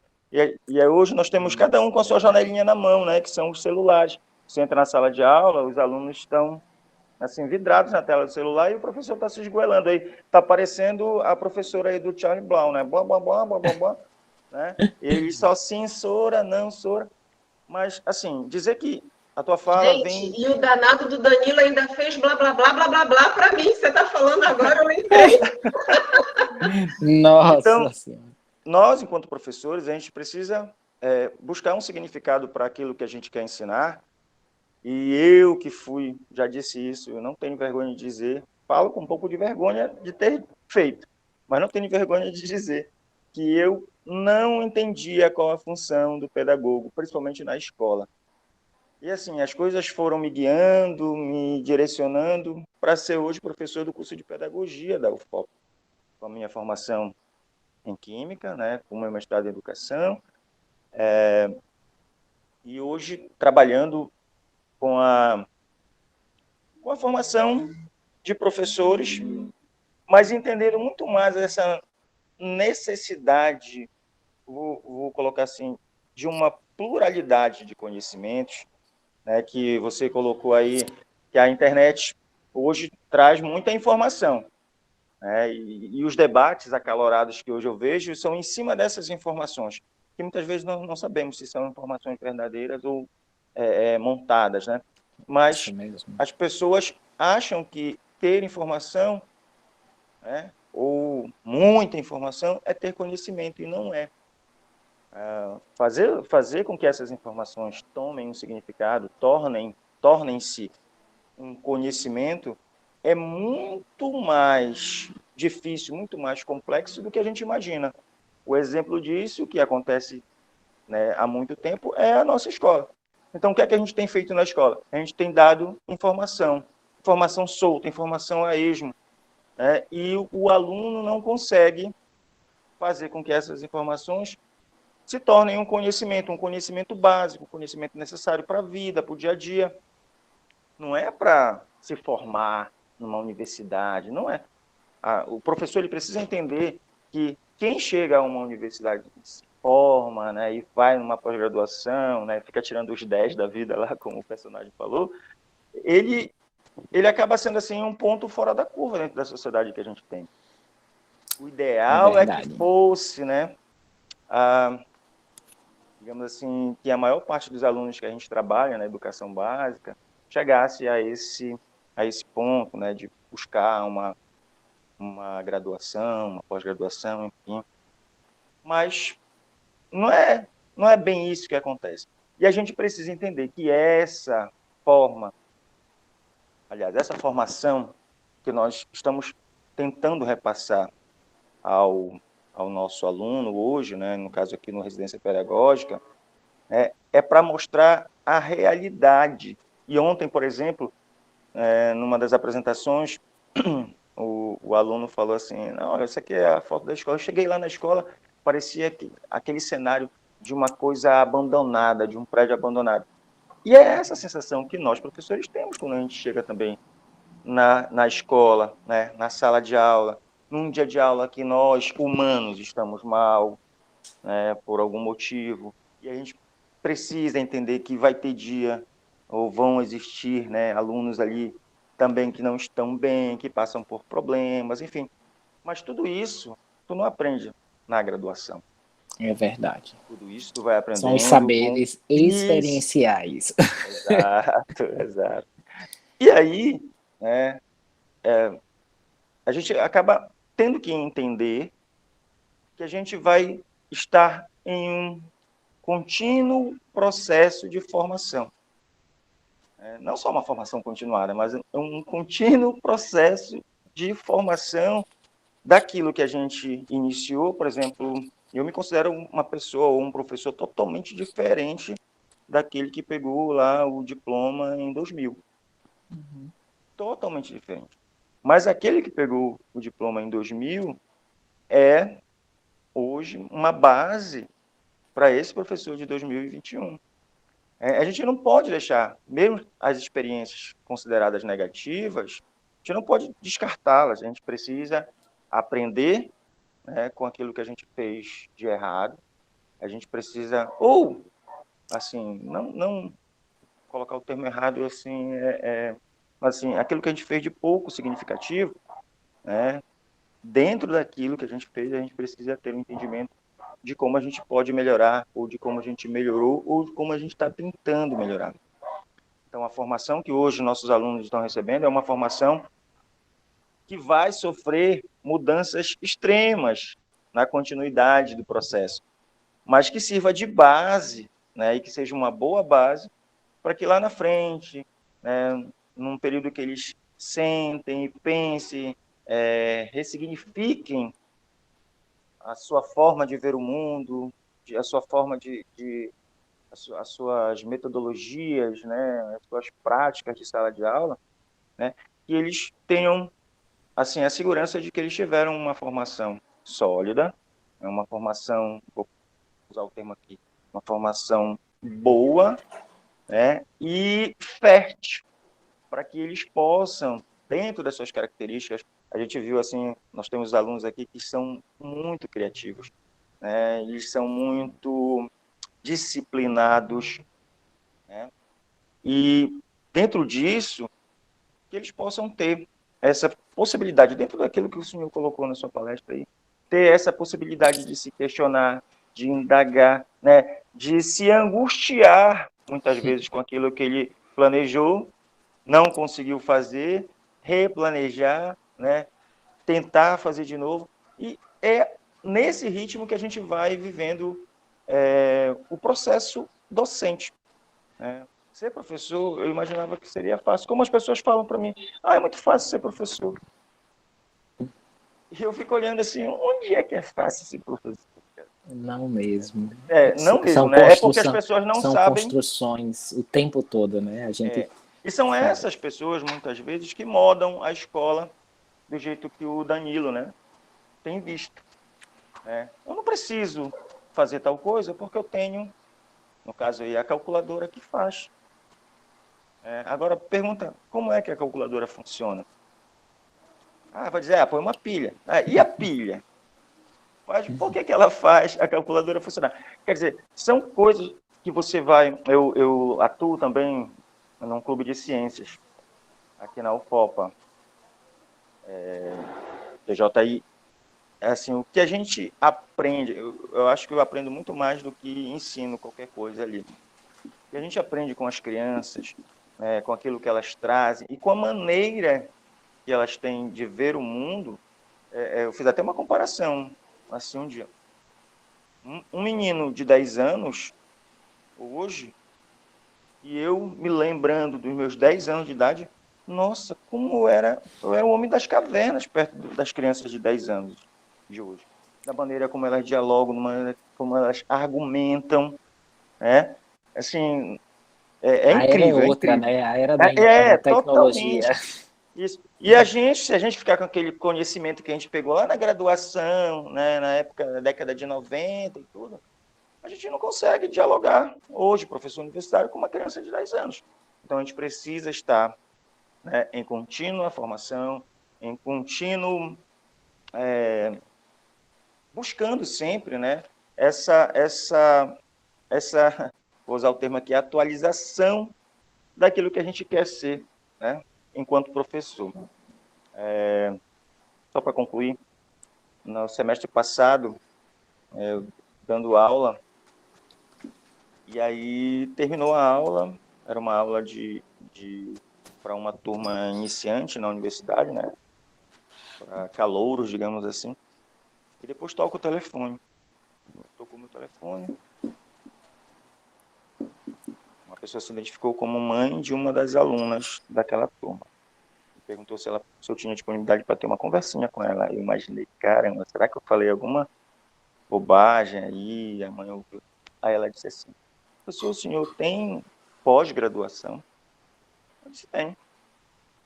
Aí ela assim, desculpa eu estar perguntando isso, mas porque eu ouvi aqui, eu sou mãe da aluna tal, e eu estava ouvindo aqui a aula que o senhor estava dando. Professor, o senhor é um professor muito moderno. O senhor é um professor muito moderno. E ela é professora também, né? Ela trabalha aí nas comunidades, na área de várzea, aqui, numa das escolas dessas comunidades. E ela disse, como é que a gente consegue falar as coisas do dia a dia com tanta naturalidade, fazendo trazendo esses conhecimentos que os alunos precisam entender de uma forma tão natural, até descontraída, como o senhor faz. Eu disse assim mesmo, repete isso, deixa eu gravar isso que você falou, por favor, porque a cada aula que eu dou, a cada fala que eu faço, eu fico muito apreensivo em saber. Eu gostaria de ter uma forma de medir como isso chegou no ouvido do aluno. Porque alguns vão receber muito mal, alguns vão dizer, esse professor está enrolando, alguns vão dizer, não, esse professor está me apresentando uma nova forma ou uma outra forma de ver esse conceito, né, de ver no dia a dia, desse conceito se tornar concreto, né, se tornar palpável para mim. Olha, eu já faço, eu perguntei para eles se eles têm laboratório em casa. algum de vocês tem laboratório em casa? Aí todo mundo respondeu que não. Aí eu falei, vocês não têm cozinha na casa de vocês? Aí comecei a falar, né, de experimentos, de atividades práticas que a gente acaba fazendo no dia a dia e que a gente não tem nem noção de que faz. Mas, enfim, foi uma forma assim, muito legal, muito positiva de ver que aquilo que eu estava fazendo, né, na fala da mãe, da aluna, e ela disse assim, ela nem sabe que eu estou ligando para o senhor, mas eu achei muito interessante a forma como o senhor faz essa abordagem. Se ela tivesse pego aquele professor lá, saída da universidade, né, que quer a resposta da maneira como foi mostrado na aula, o exercício tem que dar 90 gramas por litro, se der 89 eu desconsidero, tá entendendo?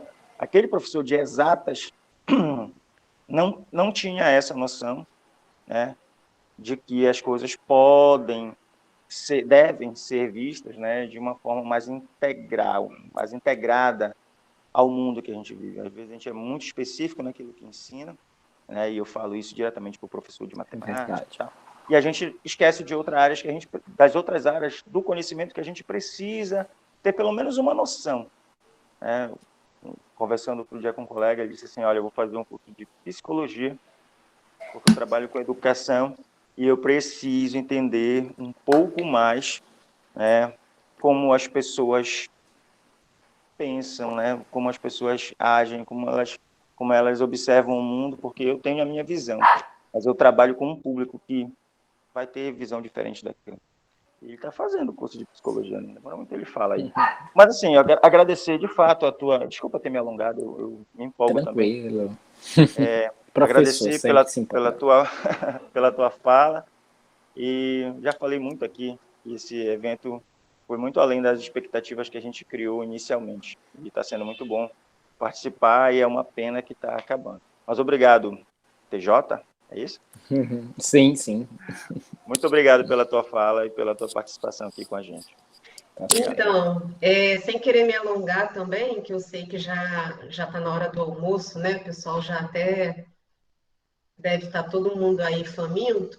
Eu só queria fazer mais um comentário, que é, inclusive, a respeito, eu acho, né, de uma fala do colega que o professor Everaldo acabou de dizer.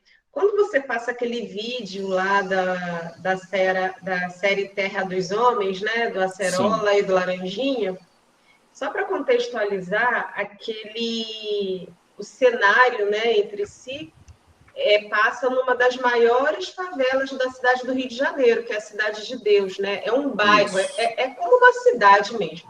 É um lugar enorme, bem próximo à Barra da Tijuca, e é um lugar também de muitos conflitos, né? E aí, o professor Glauco, ele fez um comentário aqui no chat, no momento daquele vídeo, que ele diz assim, ó, ela, a professora, né, tem que ensinar um conteúdo. Só que as perguntas dos alunos já estão cheias de conteúdo. E ela desconsidera isso o tempo todo, né? Que X é esse, professor? Isso não é X, é 19, é algarismo romano. Algarismo romano, né? Ele fala que Napoleão era romano? Não, Napoleão era francês. Então, assim, ela também já está numa vibe de correria, de desespero, de tudo ali, né? Que ela acaba deixando passar batido, né? Como a gente diria na gíria, várias situações que ela poderia aproveitar ali para a aula dela, né? Exatamente, é verdade.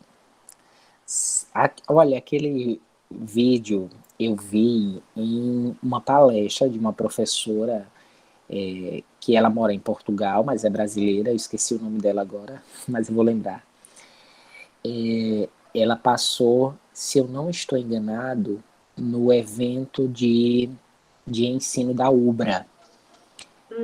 Isso lá em 2010, não é aquela professora que era do Recife, não? Ela que foi para Portugal, aquela que é uma das autoras da Vida 10 na Escola Zero? Eu acho que a Ruth é. Eu não vou lembrar o nome dela. Não lembro o nome, e pronto. Eu não estou com um livro aqui. Mas eu acho que é ela, justamente. Eu acho que foi ela. Ela era da Federal de Pernambuco, saiu e foi para Portugal. Isso, eu não estou enganada. Então, eu achei muito bom o vídeo. Ela claro, ela queria outras coisas desse vídeo, mas ela trouxe tantas reflexões que eu disse, esse vídeo tem que incorporar a minha prática docente, porque eu tenho que provocar pessoas a partir dele, assim como eu fui provocado nessa palestra. Então é uma coisa que eu guardei ele, olha, já faz tanto tempo que eu queria apresentá-lo. 2010, né? Já faz bastante tempo. E foi um momento bom, né, agora para apresentar para vocês. DJ, infelizmente a gente vai ter que terminar, infelizmente mesmo, porque a gente ainda podia conversar durante muito tempo sobre diversos aspectos que você trouxe, né, na sua fala. Eu quero agradecer a sua participação nesse primeiro seminário do programa Residência Pedagógica. Essa é a primeira edição do... o teu cachorrinho aí está agradecendo também. Essa é a primeira edição do programa Residência Pedagógica na UFOPA. Vamos marcar uma nova roda de conversa, professor Joelson, até abril de 2022, que é onde vai terminar esse período do programa. Eu quero fazer uma nova roda de conversa, realmente. Foi uma semana inteira, foi muito produtiva. A abertura do evento foi com o professor Khaled Kidir, da UFT, e agora o encerramento com você não poderia ter sido melhor. Né? Ai, meu Deus, que responsabilidade. E a semana inteira também foi muito produtiva. Então, eu quero agradecer a todos os docentes orientadores, residentes, preceptores que nos acompanharam nessa semana e um agradecimento especial a você que fez o encerramento dessa semana que foi tão especial e tão produtiva. Foi uma semana muito rica, realmente, sabe? Que bom. Eu que agradeço, Angélica, em nome de Angélica, eu agradeço também à Universidade Federal do Oeste do Pará e, claro, a todos que privilegiaram aí esse momento de reflexão, né, sobre a educação. É muito bom pensar a educação e, claro, quando a gente pensa em educação, automaticamente a gente também pensa em ensino. E isso é importante, a gente sempre ter esse contato, porque, como o Everaldo falou, a gente não pode ser os mesmos o tempo todo, né? A gente tem que se modelar e remodelar, principalmente para atendermos aos interesses do todo e não particular, né? Pensando sempre que a educação ela é para todos, independente de cor, raça, gênero, que seja alcançado para todas as pessoas. Não vamos pensar no nosso ex-ministro da Educação, que diz que a universidade é para poucos. Não, a universidade é para todos. E nós estamos aqui para fazer jus a isso, colaborando cada vez mais com o processo formativo de todos. É isso mesmo. Muito obrigada, DJ, obrigado a todos novamente, e eu encerro esse seminário do programa Residência Pedagógica, agradecendo a todos e sentindo gratidão pela semana que nós estivemos juntos, tá bom? Vou encerrar aqui a gravação. Até, DJ.